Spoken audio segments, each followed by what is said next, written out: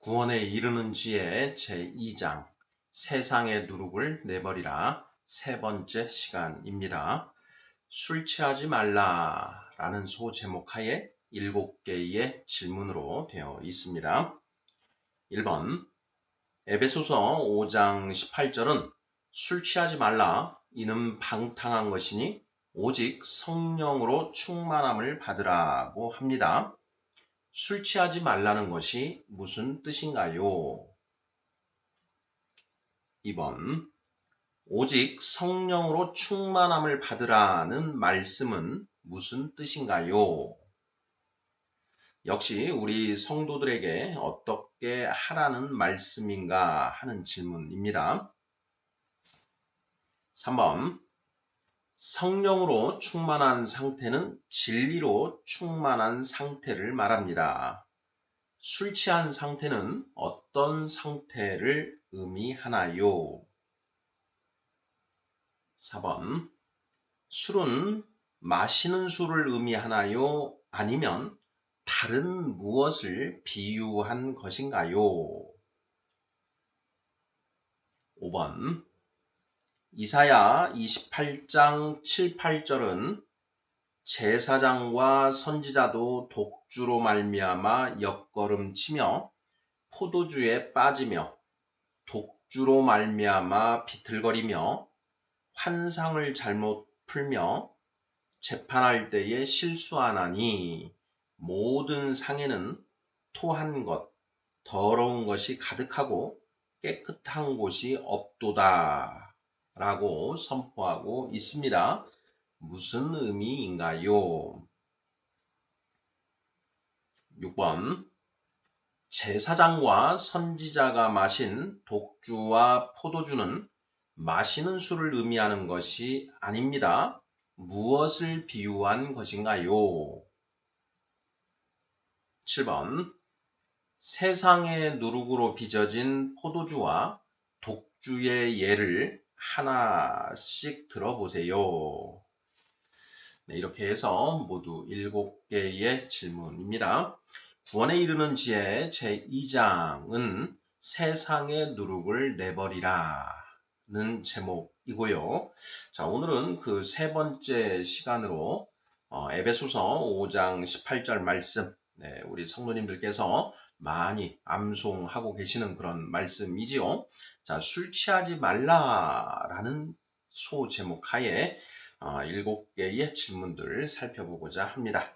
자, 술 취하지 말고 오직 성령으로 충만함을 받으라. 이렇게 에베소서 5장 18절 말씀이 되어 있는데요. 그 의미가 정확하게 무엇인가 하는 것을 새겨보고자 합니다. 자, 1번부터 답을 찾아보도록 하겠습니다. 자, 1번 에베소서 5장 18절은 술 취하지 말라. 이는 방탕한 것이니 오직 성령으로 충만함을 받으라고 합니다. 술 취하지 말라는 것이 무슨 뜻인가요? 네, 술 취하지 말라. 통상적으로 그 문자 그대로 해석을 해서 우리가 마시는 술, 그 술을 마시고 취하지 말라라는 그런 의미로 이해하고 있습니다. 자, 과연 그러한 것인지 하는 부분들 이제 살펴보도록 하겠습니다. 2번부터 7번까지 그 내용들을 문제에 대한 답들을 찾아보고 1번 문제에 대한 최종적인 답을 정리하는 형태로 풀어가면 될 것 같습니다. 자, 2번 문제 보겠습니다. 자, 오직 성령으로 충만함을 받으라는 말씀은 무슨 뜻인가요? 하는 질문입니다. 자, 성령으로 충만함을 받으라. 자, 에베소서 5장 18절 술 취하지 말라 이는 방탕한 것이니 오직 성령으로 충만함을 받으라. 이렇게 되어 있습니다. 자, 우리 성도들에게 주시는 말씀인 것이지요. 자, 술 취하지 말고 오직 성령으로 충만함을 받으라. 자, 성령으로 충만함을 받으라 라는 것이 도대체 무슨 뜻인가 하는 부분, 이 부분부터 좀 명확히 하면 술 취하지 말라라는 것이 또 무슨 뜻인지 새겨볼 수 있을 것 같습니다. 자, 우리 성도님들 자, 오직 성령으로 충만함을 받으라는 말씀이 도대체 무슨 뜻이라고 이해를 하고 계시는지요? 자, 이 성령이 어떤 분이신가, 성령 하나님 어떤 분이신가 하는 부분을 우리가 명확하게 좀 새겨봐야 되는데요. 자, 이 성령님이 어떤 분이신가 하는 부분, 자, 요한복음 14장 16절, 17절 말씀을 통해서 우리가 좀 알 수 있습니다. 자, 읽어보겠습니다. 자, 내가 아버지께 구하겠으니 그가 또 다른 보혜사를 너희에게 주사 영원토록 너희와 함께 있게 하리니. 17절. 그는 진리의 영이라. 세상은 능히 그를 받지 못하나니 이는 그를 보지도 못하고 알지도 못함이라. 그러나 너희는 그를 아나니 그는 너희와 함께 거하시며 또 너희 속에 계시겠음이라. 아멘. 예. 자, 요한복음 14장 16절, 17절 말씀인데요. 자, 예수님께서 내가 아버지께 구해서 또 다른 보혜사를 너희에게 주시고, 자, 영원토록 너희와 함께 있게 할 것이다. 또 다른 보혜사. 자, 이 또 다른 보혜사가 어떤 분이시냐? 바로 성령님이신데 그는 진리의 영이다. 하고 이렇게 선포를 하고 계시죠. 자, 여기서 자, 성령님은 어떤 분이신가? 17절의 첫 번째 문장, 그는 진리의 영이라. 이 부분에 우리는 주목할 필요가 있습니다. 자, 성령님은 진리의 영이시다라는 것이지요. 자, 성령께서 하시는 가장 본질적인 사역이 무엇인가 하는 부분 우리가 지난 시간에도 얘기를 나누어 봤는데요. 자, 무엇이었습니까? 성령께서 하시는 가장 근원적이고 본질적이고 핵심적인 사역이 무엇인가? 정답은 바로 말씀을 조명해 주시는 것이다 라고 했었지요. 자, 요한복음 16장 13절 읽어보겠습니다. 자, 그러나 진리의 성령이 오시면 그가 너희를 모든 진리 가운데로 인도하시리니. 이렇게 되어 있죠. 진리의 성령이 오시면 그가 우리를 모든 진리 가운데로 인도하신다 라는 것입니다. 바로 이 성령님이 하시는 가장 본질적인 사역은 우리를 진리 가운데로 인도해 주시는 그런 역할을 하신다. 자, 그런데 그런 일을 어떻게 하시느냐? 요한복음 16장 14절을 보면은요. 그가 내 영광을 나타내리니 내 것을 가지고 너희에게 알리시겠음이라. 이렇게 되어 있습니다. 자, 이것이 무슨 뜻인가? 그가 내 영광을 나타내리니 내 것을 가지고 너희에게 알리시겠음이라. 자, 성경에서 예수님을 가리키는 표현, 주, 예수, 그리스도 이런 표현들이 나오면 하나님의 말씀으로 바꿔서 읽어보면 뜻이 명확해진다라고 했습니다. 자, 요한복음 16장 14절 말씀. 그가 내 영광을 나타내리니 그는 성령님이시죠. 성령께서 하나님의 말씀의 영광을 나타내리니 하나님의 말씀을 너희에게 알리시겠음이라. 이렇게 내 것을 가지고 너희에게 알리시겠음이라. 내 것, 하나님의 말씀이죠. 하나님의 말씀을 너희에게 알리시겠음이라. 깨닫게 해 주실 것이다. 이런 의미가 되는 것이죠. 자, 성령의 가장 근원적이고 본질적인 그 사역은 바로 하나님의 말씀을 비추어 주셔서 그 말씀의 참 의미, 영적 의미를 우리 성도들로 하여금 깨닫게 해주시는 일, 이것이 바로 성령님이 하시는 가장 본질적인 그런 역사인 것이지요. 자, 이것을 에베소서 1장에도 이 부분을 명확하게 이제 쓰여져 있습니다. 에베소서 1장 17, 18절, 19절 이렇게 되는데요. 읽어보겠습니다. 자, 에베소서 1장 17절입니다. 우리 주 예수 그리스도의 하나님 영광의 아버지께서 지혜와 계시의 영을 너희에게 주사. 지혜와 계시의 영, 바로 성령이신 거지요. 자, 성령 하나님을 우리에게 주사. 첫째, 하나님을 알게 하시고, 하나님을 알게 하신다. 하나님의 무엇을 알게 하는 것입니까? 하나님의 뜻을 알게 하시는 것이지요. 자, 18절. 너희 마음의 눈을 밝히사. 마음의 눈, 영안이죠. 영안.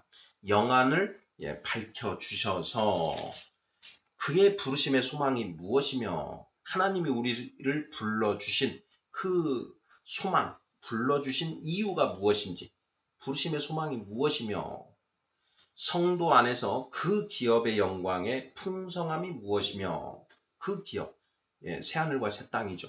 그 새하늘과 새 땅의 그 영광이 얼마나 풍성한지 그것을 볼 수 있게 해주신다. 19절.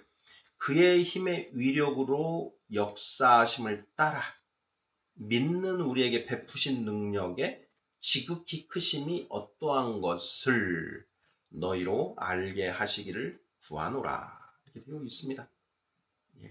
하나님의 그 위력으로, 그 하나님의 역사하심을 따라서 우리가 믿게 되었는데, 자, 그렇게 우리에게 베풀어 주신 그 하나님의 능력이 얼마나 큰 것인지 그것을 우리로 하여금 깨닫게 해주시기를 구한다라는 것이죠. 에베소서는 사도 바울 선생이 쓰신 그 기록한 것입니다.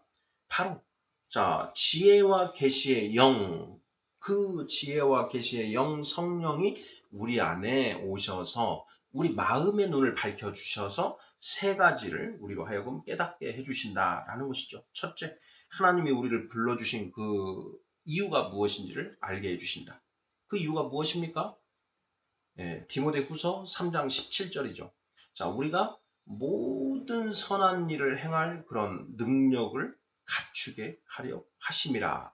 하나님의 사람으로 온전하게 하며 모든 선한 일을 행할 능력을 갖추게 만드시기 위해서 우리를 불러주신 것이지요. 장성한 자를 만드시기 위해서 우리를 불러주셨다라는 것이고요. 자, 그 기업의 영광이 얼마나 풍성한지, 새하늘과 새 땅에 천국 백성 되는 것이 얼마나 복된 것인지를 우리로 하여금 깨닫게 해주시고, 하나님이 이렇게 역사하시는 그 하나님의 능력이 얼마나 크고 위대한 것인지를 알 수 있게 해주신다라는 것이죠. 하나님이 첫째 날부터 일곱째 날까지의 창조의 계획을 가지시고 지금 그 창조의 그 사역을 진행 중이시지요. 그 첫째 날부터 일곱째 날까지의 이 번거로운 과정이 필요한 게 무엇이냐? 자, 자유의지를 가지고 자발적으로 하나님께 순종하는 존재를 만들어내는 것이 쉬운 일이 아니다라는 것이죠. 자유의지를 가지고 있으면서 그 자유의지에 기해서 하나님의 말씀에 자발적으로 순종하는 그런 존재를 만들어내기 위해서 이 복잡한 이런 공정을 진행하고 계신다. 이것을 우리가 알게 된다라는 것이죠. 자, 그것을 알면서 하나님이 그 7일간에 걸쳐서 하시는 그 창조 작업이 얼마나 정말 위대한 것인지를 우리가 알게 된다라는 것이지요. 자, 이번 문제입니다. 오직 성령으로 충만함을 받으라는 말씀은 무슨 뜻인가요? 자, 성령님은 진리의 영이시다. 자, 성령으로 충만하다라는 것은 자, 진리로 충만하다라는 얘기가 되는 것이죠. 자, 성령 충만은 곧 진리로 충만한 것이다 라는 것입니다. 요한복음 16장 13절에서 우리가 확인한 것처럼 그가 우리로 하여금 진리로 인도하게 하려 하심이다 라는 것이죠. 요한복음 16장 13절입니다. 자, 우리로 하여금 자, 그러나 진리의 성령이 오시면 그가 너희를 모든 진리 가운데로 인도하실 것이다. 인도하시리니 이렇게 되어 있습니다. 성령으로 충만하다라는 것은 진리로 충만하다라는 것이죠. 오순절 성령 강림 사건 때 성령이 임하였죠. 성령을 받았습니다. 그 제자들이. 그 성령을 받은 제자들이 성령 충만해서 진리로 충만해져서 무슨 일을 하나요? 온갖 방언으로 이스라엘의 예루살렘에 모인 그 유대인들에게 진리를 전하게 되는 것이죠. 진리로 충만해서 복음을 전하게 된다. 그때 이제 베드로 사도가 바로 설교를 하지요. 최초의 설교를 합니다. 베드로 사도가 성령으로 충만한 상태에서 설교를 하는 것이죠. 진리로 충만한 상태에서 복음을 전하더라. 오직 성령으로 충만함을 받으라는 말씀은 무슨 뜻인가요? 한마디로 말하면 진리 충만이다. 이렇게 맥락으로 답을 하면 틀림없지 않을까 싶습니다. 3번 문제 보겠습니다. 자, 성령으로 충만한 상태는 진리로 충만한 상태를 말합니다. 술 취한 상태는 어떤 상태를 의미하나요? 자, 성령으로 충만한 상태는 진리로 충만한 상태다. 자, 에베소서 5장 18절 술 취하지 말라 이는 방탕한 것이니 오직 성령으로 충만함을 받으라. 술 취한 상태와 성령으로 충만한 상태는 서로 반대되는 상태다라는 것이죠. 자, 그런데 우리가 성령으로 충만한 상태는 진리로 충만한 상태다라는 것을 우리가 방금 확인해 보았습니다. 자, 그러면 술 취한 상태는 어떤 상태인가? 거짓으로 충만한 상태다라는 것이죠. 성령 충만은 진리 충만. 그러면 술 취한 상태는 무엇이냐? 거짓 충만한 상태다. 거짓으로 충만한 상태다. 아주 쉽게 답이 나오는 것이죠. 3번 문제. 성령으로 충만한 상태는 진리로 충만한 상태를 말합니다. 술 취한 상태는 어떤 상태를 의미하나요? 정답은 거짓으로 충만한 상태다.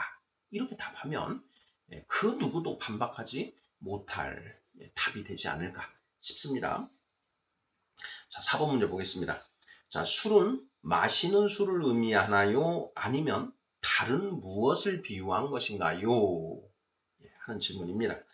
자, 이제 우리가 술 취하지 말라라는 것이 도대체 무슨 그 어떤 명령인가 하는 부분을 이제 어렴풋하게나마 이제 그 답을 좀 보이는 그런 상태가 된 것 같습니다. 자, 술 취한 상태 이것은 방탕한 것이다.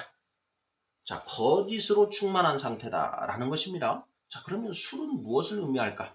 자, 알코올 우리가 마시는 술을 의미하는가? 뭐 소주, 맥주, 막걸리 같은 그런 술을 의미하는 것인가? 아니면 다른 무엇을 비유하는 것인가 하는 그런 질문입니다. 자, 우리 성도님들 어떻게 답하시겠습니까? 이 술이 마시는 술을 의미할까요? 아니면 다른 어떤 무언가를 비유하는 표현일까요? 자, 5번 6번, 7번 문제를 통해서 이것도 답을 좀 구체화해 보도록 하겠습니다. 자, 5번 질문 보겠습니다. 이사야 28장 7절 8절은 제사장과 선지자도 독주로 말미암아 옆걸음 치며 포도주에 빠지며 독주로 말미암아 비틀거리며 환상을 잘못 풀며 재판할 때에 실수하나니 모든 상에는 토한 것, 더러운 것이 가득하고 깨끗한 곳이 없도다. 고 선포하고 있습니다. 자, 무슨 뜻인가요? 자, 에베소서 5장 18절 이 말씀을 우리가 풀 때에는 반드시 이사야서 28장 7, 8절 말씀을 이렇게 관주로 살펴볼 필요가 있는데요. 28장 1절을 보면 이렇게 시작을 합니다. 에브라임의 술 취한 자들의 교만한 면류관은 화 있을진저. 술에 빠진 자의 성, 곧 영화로운 광같이 기름진 골짜기 꼭대기에 세운 성이여 쇠잔에 가는 꽃 같으니 화 있을진저. 이렇게 되어 시작합니다. 에브라임의 술 취한 자들이라는 표현이 나오죠. 3절에도 보면 에브라임의 술 취한 자들의 교만한 면류관이 발에 밟힐 것이라. 이런 표현이 나옵니다. 예. 자, 여기에 술 취한 자들, 에브라임의 술 취한 자들. 자, 에브라임, 북이스라엘을 에브라임이다. 이렇게 읽고 있는 것이죠. 자, 에브라임의 술 취한 자들. 북이스라엘이 먼저 이방의 우상 숭배를 먼저 이렇게 받아들여서 음행을 먼저 하지요. 자, 그리고 이제 남유다 왕국도 그 언니 에브라임을 따라서 그 음행을 또 하게 됩니다. 자, 그러한 이유로 하나님께서 북이스라엘, 즉 에브라임은 자, 그 아수르에게 망하게 하시고 유다는 바벨론에 망하게 하십니다. 바벨론으로 70년간 포로로 끌려가게 되지요. 남은 자들이. 자, 그런데 여기에 에브라임의 술 취한 자들이라는 표현을 쓰고 계십니다. 자, 에브라임의 술 취한 자들. 이 에브라임, 북이스라엘 사람들이 그렇게 술을 많이 마셨다. 이런 뜻인가요? 소주, 맥주, 막걸리, 포도주, 독주, 이런 알코올을 많이 마셔서 늘 술 취한 상태로 살았다라는 것인가? 그런 의미인지 아니면 다른 어떤 이건 비유적 표현인지 이것을 우리가 살펴볼 필요가 있다라는 것이죠. 자, 7절에 보면 그리하여도 이들은 포도주로 말미암아 옆걸음치며 독주로 말미암아 비틀거리며 이렇게 표현을 쓰고 있습니다. 자, 제사장과 선지자도 독주로 말미암아 옆걸음치며 포도주에 빠지며 독주로 말미암아 비틀거리며 환상을 잘못 풀며 재판할 때에 실수하나니 이렇게 되어 있는데요. 자, 제사장들, 선지자들, 제사장과 선지자들이 포도주와 독주에 취해 있다. 이게 도대체 무슨 뜻인가 하는 것입니다. 자, 이때 당시에 제사장과 선지자들이 그 흥청망청 이렇게 늘 술에 쩔어서 꽐라가 되어 있는 그런 상태였는가? 아니면 다른 의미인가? 라는 것을 우리가 생각을 해봐야 된다라는 것입니다. 과연 성경에서 술 취했다라는 것이 무슨 뜻인가 하는 것. 이것을 우리가 명확하게 인식을 해야 우리가 올바른 성도의 삶을 살아갈 수 있고 또한 성령으로 충만할 수 있다라는 것이죠. 술 취하지 말라는 것이 무슨 뜻인지를 알아야 성령으로 충만할 수 있다라는 것이 아니겠습니까?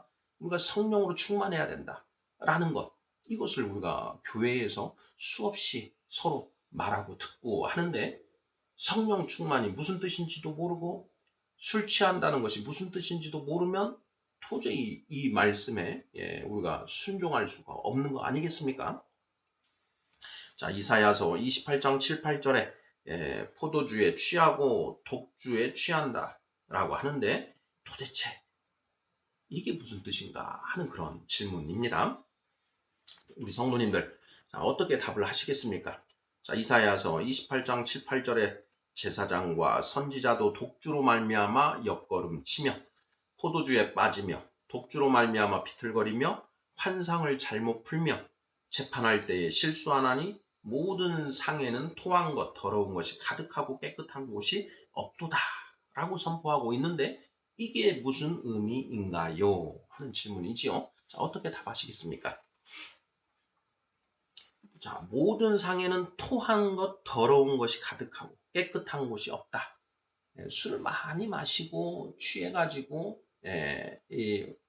오바이트를 해서 상에 토하고 더러운 것이 이렇게 내뿜었다. 이런 의미인가요? 제사장과 선지자가 환상을 풀고 또 재판을 하는데 환상을 잘못 푼다.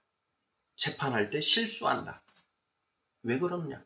술에 취해서, 술을 많이 마셔서, 이성이 망가져 있는 그런 상태, 이런 식으로 이제 비유적인 그런 표현이라는 것을 우리가 알 수 있는 거 아니겠습니까? 자, 과연 이 독주와 포도주에 취해서 환상을 잘못 풀고 재판할 때 실수하고 모든 상에 토한 것 더러운 것이 가득하고 깨끗한 곳이 없다라는 것이 무슨 의미인가? 저는 이렇게 답을 할 수가 있는 것 같습니다. 자, 성령 충만은 진리로 충만한 상태인데, 자, 술 취하지 말라. 술 취한 상태는 거짓으로 충만한 상태라고 했습니다. 제사장과 선지자들이 하나님의 진리, 하늘의 진리에 입각해서 예언을 풀고 환상을 풀고 또 재판을 해야 되는데, 그러한 진리로 이러한 것들을 행하는 것이 아니라 거짓으로 그러한 것들을 잘못 행하고 있다라는 것이죠. 그들이 일부러 고의적으로 그렇게 하는 것이 아니라 그들의 그 마음 속에 진리로 충만하지 않고 거짓으로 이렇게 충만한 그런 상태다 보니까 자기는 그것이 옳다라고 해서 이야기를 하는데 그것이 결국은 그릇된 것이다. 그래서 상에는 토한 것 더러운 것이 가득하다. 거짓이 난무하는 그런 상태가 되었다. 제사장들이 하나님의 진리의 말씀을 선포하는 것이 아니라 그 거짓을 잘못된 그 말씀을 잘못 풀어서 잘못된 말씀을 선포하는 것이지요. 제사장과 선지자들이 제사장과 선지자가 독주와 포도주를 마시고 취하여 환상을 잘못 풀고 재판할 때 실수를 한다는 의미이다. 상위에 토한 것 더러운 것이 가득하다는 것은 하나님의 환상을 잘못 풀고 공의롭지 못한 심판들을 행한다는 의미이다. 거짓이 난무하고 있는 그런 상태다. 이런 맥락으로 답을 하면 정답이 아닐까 싶습니다. 6번 문제 보겠습니다. 제사장과 선지자가 마신 독주와 포도주는 마시는 술을 의미하는 것이 아닙니다. 무엇을 비유한 것인가요? 하는 질문입니다. 자, 이제 독주와 포도주, 술 취하지 말라라는 의미가 무엇인지 좀 이렇게 와 닿는데 명확하게 이렇게 답하기는 아직까지는 좀 그럴 것 같습니다. 자, 과연 이 술은 무엇인가? 독주와 포도주는 무엇인가? 자, 술은 누룩으로 빚습니다. 누룩. 그러니까 술을 담그려면 그 재료가 발효가 되어야 되는데 그 재료가 바로 누룩이다라는 것이죠. 그 막걸리를 담으려면 이제 쌀을 밥을 하고 꼬드밥이라고 하죠. 밥을 한 뒤에 그 누룩 가루를 내서 그 누룩과 그 밥을 갖다가 잘 이렇게 혼합을 합니다. 자, 그 상태에서 이제 항아리에 그걸 담고 거기에 그 좋은 물을 부어두면 이제 그 누룩이 이제 발효가 되면서 이제 그 술이 담궈지죠. 그렇게 담그는 게 막걸리지 않습니까? 그렇게 담궈진 이제 막걸리를 이제 뭐 증류를 한다거나 이렇게 해서 더 독하게 만들면 독주가 되는 것이고요. 자, 이런 식으로 이제 술을 빚게 되는데, 자, 술은 누룩으로 빚는다라는 것입니다. 자, 우리가 첫 번째 시간에서 누룩에 대해서 살펴보았는데요. 자, 누룩이 무엇인가? 예수님이 자, 바리새인과 사두개인의 누룩에 유의하라 이런 말씀을 하시죠. 제자들은 그것을 처음에는 깨닫지 못하다가 나중에 이것은 떡의 누룩이 아니요 그들의 가르침, 교훈을 의미한다라는 것을 나중에 깨닫지 않습니까? 바리새인들의 누룩은 율법주의, 사두개인들의 누룩은 그 눈에 보이는 것만 믿는 것이죠. 그들은 영도 없다고 하고 천사도 없다고 하고 부활도 없다고 하는 것이지요. 자, 그게 사두개인들의 교훈이고, 바리새인들은 자, 이 율법의 문자적인 의미에 따라서 그 율법을 철저하게 지킴으로써 구원받을 수 있다. 이런 이제 가르침, 율법주의의 교훈을 가르침을 하는 것이죠. 그게 이제 바리새인과 사두개인의 누룩이다라는 것입니다. 자, 술은 누룩으로 빚는다. 자, 누룩에는 자, 하늘의 누룩이 있고 세상의 누룩, 땅의 누룩이 있다. 하늘의 누룩, 하늘의 가르침, 이것은 그 근원이 하나님이신 것이고요. 자, 땅의 누룩, 땅의 가르침의 근원은 거짓의 아비, 곧 사탄이 그 근원이 되는 것이죠. 사탄은 거짓의 아비다라는 것 아니겠습니까? 그래서 이 세상에 거짓 가르침을 유포시키는 것이죠. 세상의 중심은 바로 나다. 당신이 바로 세상의 중심이다. 이것을 유포시키죠. 뭐 사탄교의 가장 최고 일대 강령이 바로 세상의 중심은 바로 너다라는 것, 바로 당신이다. 이것이 뭐 사탄교의 가장 핵심 교리라고 합니다. 성경은 절대 그렇지 않죠. 성경은 하나님의 주권, 그리고 예수님이 말씀하신 것처럼 자기 부인, 자기를 부인하고 자기 십자가를 지고 예수님을 따르는 것, 하나님의 말씀에 순종, 복종하는 것, 이것이 이제 성경의 핵심 중에 핵심인 것이고, 자, 사탄은 그에 반대되는 너의 네가 세상의 중심이다. 천상천하 유아 독존. 너의 생각에 따라서 살아라. 각자 자기 소견대로 살면 된다. 포스트 모더니즘, 가치 상대주의, 진리, 절대 진리는 존재하지 않는다. 모든 것이 진리가 될 수가 있다. 자기가 생각하는 것이 진리다. 이게 바로 사탄이 유포하는 그 누룩이죠. 악하고 악한 누룩. 그것이 바로 당신이 바로 세상의 중심이다. 각자 자기 소견에 오른 대로 살면 된다. 진리는 상대적인 것이다. 이런 말들이 바로 사탄이 유포하는 그런 누룩인 것이죠. 자, 그런데 바로 이러한 사탄의 누룩으로 빚어진 술, 그것이 바로 독주와 포도주다라는 것이죠. 제사장과 선지자도 독주로 말미암아 옆걸음치고 포도주에 빠지며 이렇게 돼 있는 거죠.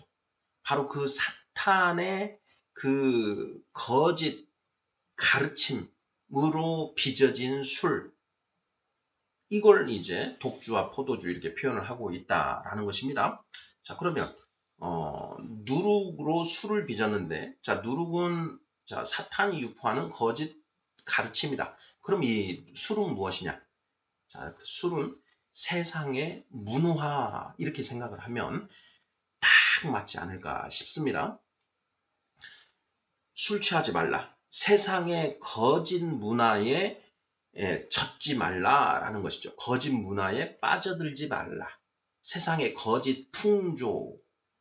자, 이 세상을 바다로 표현하고 있다라고 했습니다. 자, 새하늘과 새 땅에는 바다가 더 이상 있지 않더라.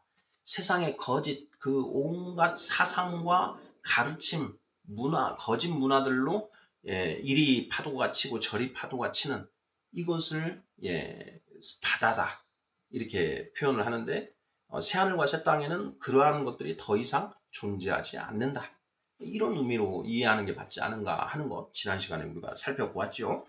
자, 술 취하지 말라라는 것은 결국 무엇이냐? 세상의 거짓 문화에 젖지 말라라는 것이죠. 우리가 태어나서 이 세상의 그 거짓 문화에 푹 젖어서 완전히 쇠뇌가 됩니다. 문화 양수론에 대해서도 우리가 살펴보았지요.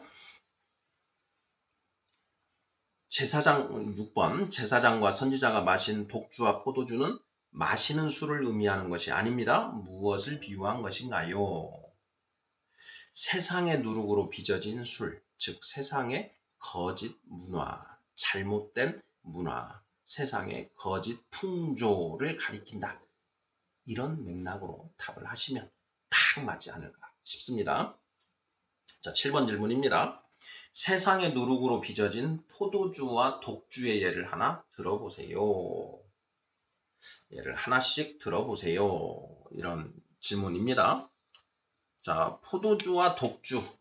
자, 포도주와 독주로 나눈 이유는 무엇이냐? 포도주는 알코올 도수가 그렇게 세지 않죠.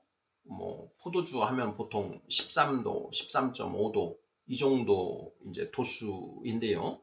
그 포도주는 톡하지 않기 때문에 그 포도주를 홀짝홀짝 이렇게 이제 마시게 되고 그러다 보면 이제 많이 취하죠. 그리고 그렇게 도수가 약한 술을 먹으면 그 다음날 이 숙취가 더 심하다. 뭐 이렇게 이제 술 드시는 분들 이렇게 이야기하시지 않습니까? 자, 포도주는 도수가 그렇게 세지 않은 것이고, 자, 독주는 알코올 도수가 40도, 45도, 뭐 그 이상이 되는 아주 도수가 높은 그런 술을 말하는 것이죠. 자, 포도주와 독주는 어떤 차이가 있는가? 그 거짓으로 빚어졌는데, 그 거짓의 내용이 좀 이렇게 확 드러나지 않는 것. 그럴듯한 그럴듯한 것이 포도주. 그리고 독주는 아주 세게 들어가 있는 것. 아까 사탄교회 제1대 강령이 자, 세상의 중심은 바로 당신입니다. 라는 거라고 했지요. 세상은 당신을 중심으로 돌아갑니다. 이런 것들은 아주 독주에 해당되지요. 포스트 모더니즘의 가치 상대주의, 절대 진리를 부정하는 것, 이런 것들은 아주 독주에 해당됩니다. 자, 오늘날 우리가 살아가는 이 세상에 절대적인 진리는 없다라는 그런 풍조가 만연해 있지 않습니까? 그래서 너도 옳고 나도 옳고, 그러니 다만 서로 그 피해를 주지 않고 같이 공존해 나가는 것, 이것이 올바른 모습이다. 이런 식의 그 풍조들이 지금 난무하지 않습니까? 이러한 것들은 아주 독주에 해당된다. 이렇게 볼 수가 있지 않을까 싶습니다. 자, 포도주에 해당되는 것은 뭐 예를 들어서 자아실현을 해야 된다. 우리 학교 다닐 때 자아실현, 자아를 실현하는 자아를 실현해야 됩니다. 뭐 이런 그 가르침을 많이 받았지 않습니까? 근데 아주 그럴듯한 그런 표현이지요. 우리 교회에서도 그런 자아 실현 이런 것에 관련된 그런 내용들이 가끔 이렇게 그 설교로 되어지는 그런 뉘앙스를 풍기는 그런 설교들이 이루어지는데 이런 것들이 이제 포도주에 해당되지 않겠는가 이런 생각을 저는 해봤습니다. 왜냐? 성경에는 자기 부인이거든요. 자기 부인.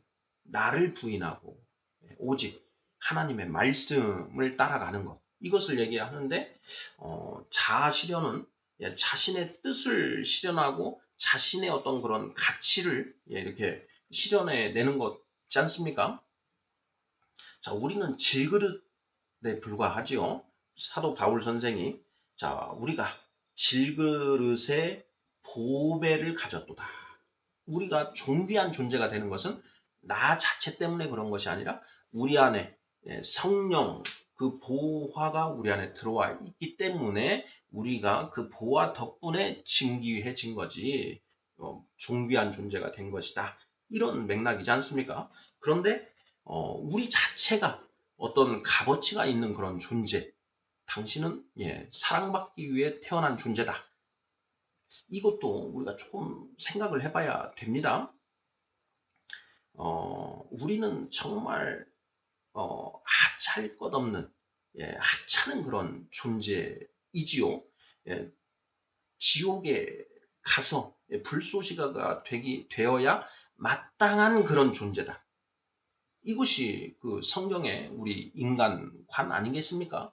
그런데 하나님의 은혜로 우리 안에 성령께서 임재하시고 그러면서 비로소 그 성령으로 인해서 우리가 조금씩 괜찮은 존재가 되어 가는 것. 이런 맥락인 것이죠. 네.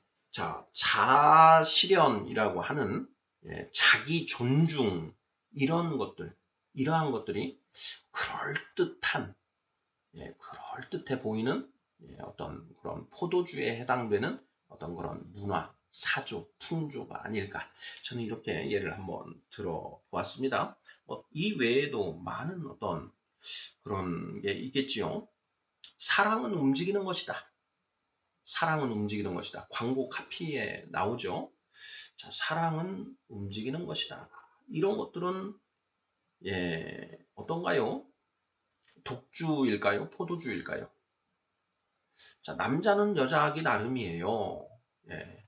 이런 표현들, 이런 것들은 그런 것들도 독주, 포도주 중에 어떤 것에 해당될까?